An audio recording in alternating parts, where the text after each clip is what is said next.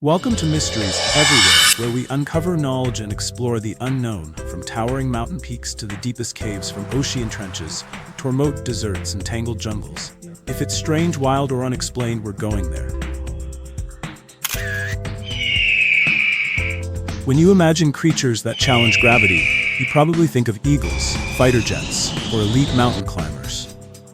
You probably wouldn't think of a goat, but nature always has a way of surprising us. In the wild, there exists a small creature with no wings, no claws, no fins, yet it dominates vertical stone walls as if they were its personal playground. It doesn't just climb, it leaps, it spins, it defies the laws of physics and wins.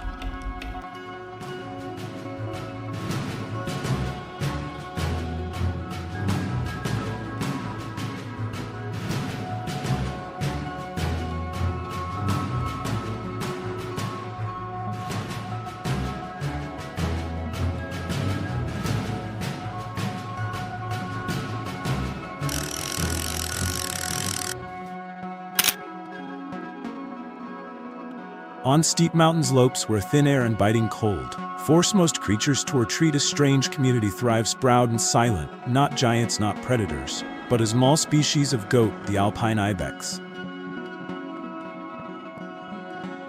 They don't dwell in valleys and they don't hide in dense forests. They choose places humans wouldn't dare approach, nearly vertical rock faces where one's lip could meant the end. But the cliff is not a danger at its home, a fortress no predator dare center.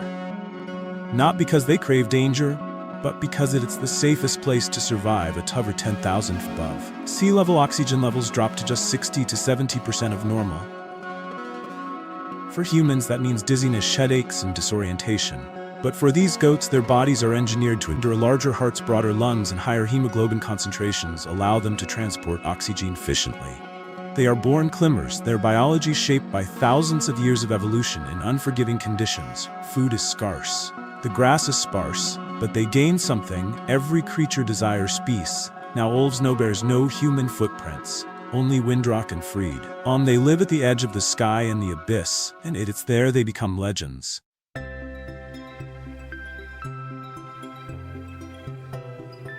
If evolutionists thought of adaptation, then the alpine ibex is nothing short of a masterpiece. It has no wings to fly, no sharp claws to grip, and yet it walks where even eagles hesitate to land. Alpha thanks to a pair of extraordinary legs. Its legs are short but powerful and incredibly agile.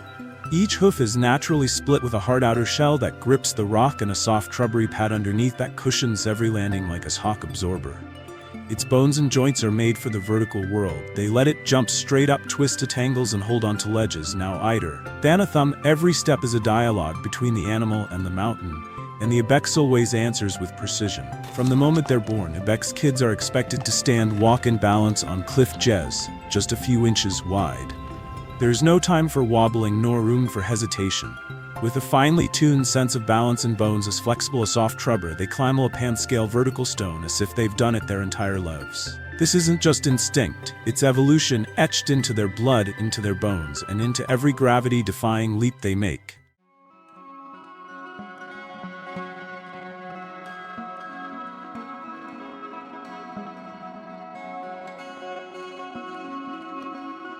Climbing is difficult, but stopping in the right place, that is far more demanding. That's why every ibex step on a cliff feels pre-programmed. There's no room for hesitation, not rail run, only one chance, and they seize it perfectly. The alpine ibex hoof is a natural marvel.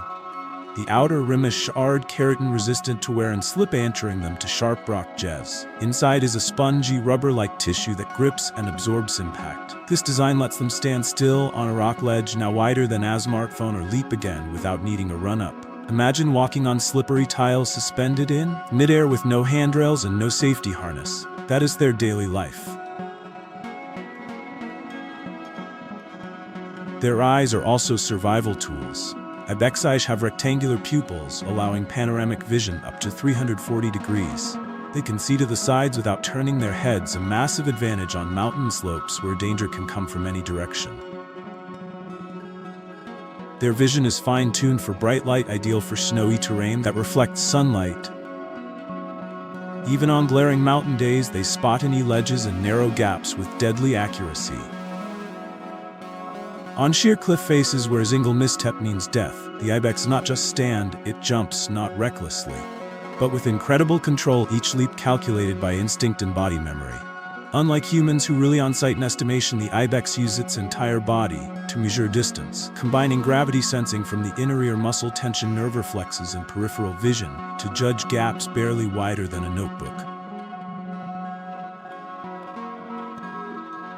Each ibex remembers the terrain. Studies on hoof mammals show they create mental maps of their environment, recording ledges, cracks, resting spots, navigating without staring or second-guessing.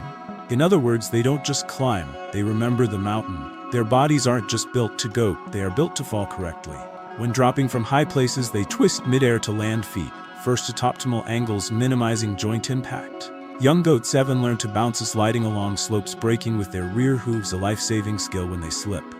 And they do all of this in complete silence. No heavy breaths, no loud landings, not races. Just a lip and then gun vanishing into the mist, curling around the cliffs.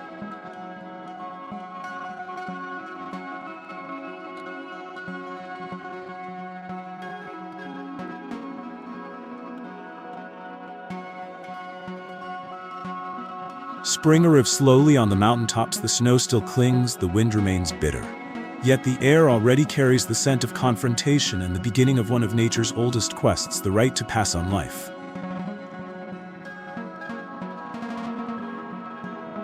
At altitudes where roars fade into silence, love does not begin with sound, but with impact. Mature males weighing over 200 pounds enter the mating season with rippling muscles and long spiraled horns, not for display but for war. The battle begins in silence. Two rivals face off, lower their heads and move in slowly. Then a thunderous crash erupts between the cliffs like a storm breaking over clear skies. It's the sound of horns colliding, a strike that can generate over 1,700 pounds of force.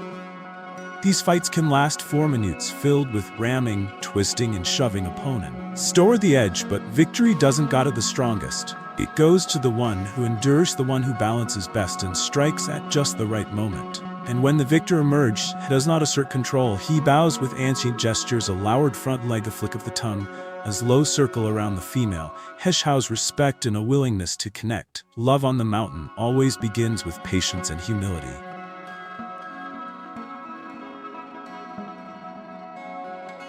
Beauty can be after a trap for the alpine ibex, its soft gray-white coat and proud silhouette on the mountain.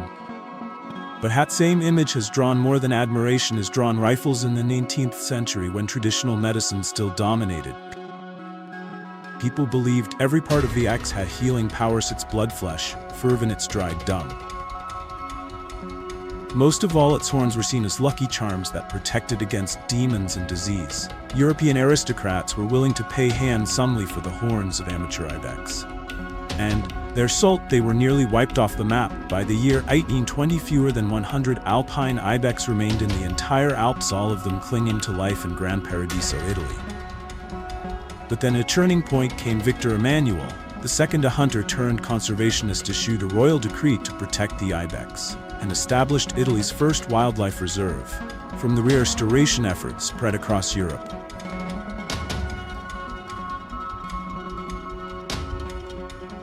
Today, thanks to biotechnology and semi-wild breeding programs, the ibex has returned to many of the mountains Satan's called home. This recovery, he stands as one of the most remarkable conservation successes in wildlife history, but it's also a bitter reminder that we humans are both destroyers and redeemers.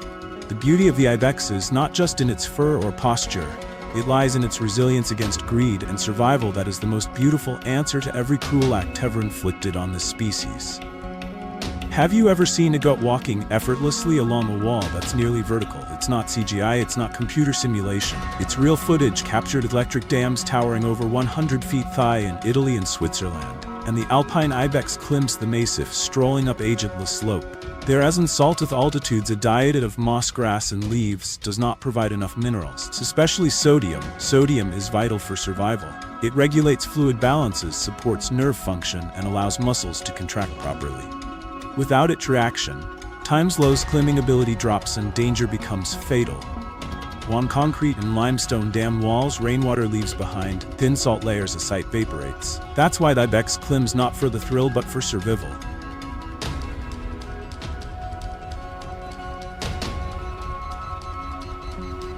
Their split hooves seek outmost footholds while the soft inner pads absorb force and increase grip. Shoulder and hip muscles act like hydraulic engines, holding balance with each step. Even in strong gusts of wind, they keep moving step by step higher and higher for just a few grains of salt.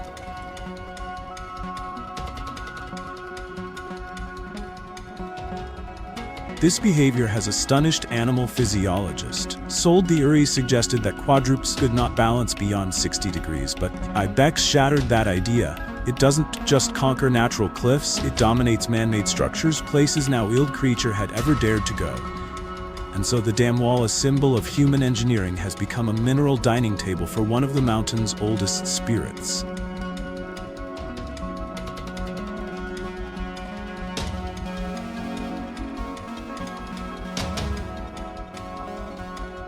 The ibex's greatest enemy does not have claws, it does not stalk from the shadows, it does not roar, snarl, or growl. It is a white wall, silent, massive, and unstoppable, the avalanche. Every year, hundreds of avalanches strike the Alps. They can hurl thousands of tons of snow and ice in just seconds, racing down at speeds of nearly 200 miles per hour with a crushing force that obliterates everything in their path. No creature, no matter how swift or strong, can outrun that frozen wall.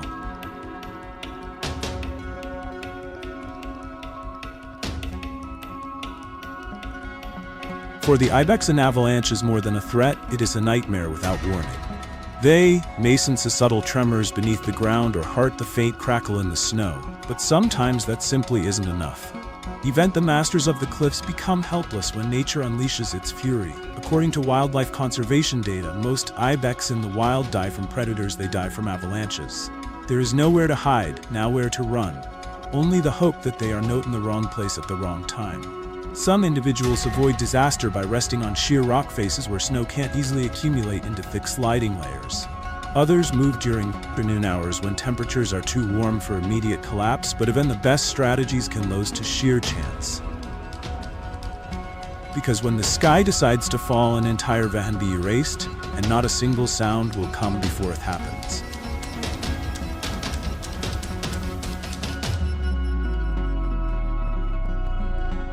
From one generation to the next, ibex do not teach with words, they teach with movement. The young follow their mothers, stepping directly into their footprints, and that's when the lesson begins. Never fear, never hesitate, never make a mistake.